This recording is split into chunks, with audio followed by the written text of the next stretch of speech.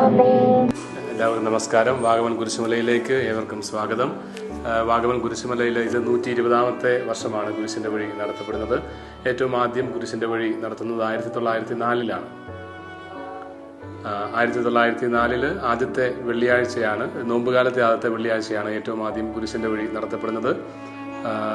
കുരിശുമലയുടെ നേരെ താഴ്ഭാഗത്തുള്ള പള്ളിയിൽ, മണിയകുന്ന് എന്ന് പറയുന്ന പള്ളിയിൽ, അവിടുത്തെ മഠത്തിൽ ധ്യാനിപ്പിക്കാനായിട്ട് വന്ന അച്ഛൻ ഈ മലമുകളിലൊരു ദിവ്യപ്രകാശം കാണുകയും അച്ഛന് അവിടെ ഉണ്ടായിരുന്ന ഒരു വ്യക്തിയുടെ കയ്യിൽ ഒരു കുരിശ് നൽകിക്കൊണ്ട്, കുരിശും വിശുദ്ധ ബെനഡിക്റ്റിൻ്റെ ഒരു കാശരൂപവും നൽകിക്കൊണ്ട് അത് മലമുകളിൽ സ്ഥാപിക്കുവാനായിട്ട് അദ്ദേഹത്തെ പറഞ്ഞയക്കുകയായിരുന്നു.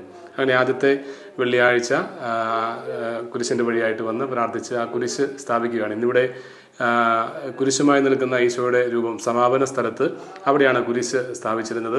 അദ്ദേഹം ആ കുരിശ് അവിടെ വെച്ചിട്ട് അല്പം വിശ്രമിക്കാനായിട്ട് പോയി തിരികെ വന്ന് ഇപ്പോൾ കുരിശെടുക്കാൻ സാധ്യമല്ലാതെ വന്നു. അങ്ങനെയാണ് അവിടെയുള്ള പാറയുടെ വിടവിൽ ആ കുരിശ് സ്ഥാപിക്കുന്നത്. പിന്നീട് അവിടെ അതിനുശേഷം വർഷങ്ങൾക്ക് ശേഷമാണ് ഈ രൂപം, ഇപ്പോൾ നിലവിൽ നമ്മൾ കാണുന്ന രൂപം, ആ കുരിശിൻ്റെ മുകളിലായിട്ട് സ്ഥാപിക്കുന്നത്. കുരിശിൻ്റെ കാശരൂപവും ഈ രൂപത്തിൻ്റെ അടിയിൽ ഉണ്ട്.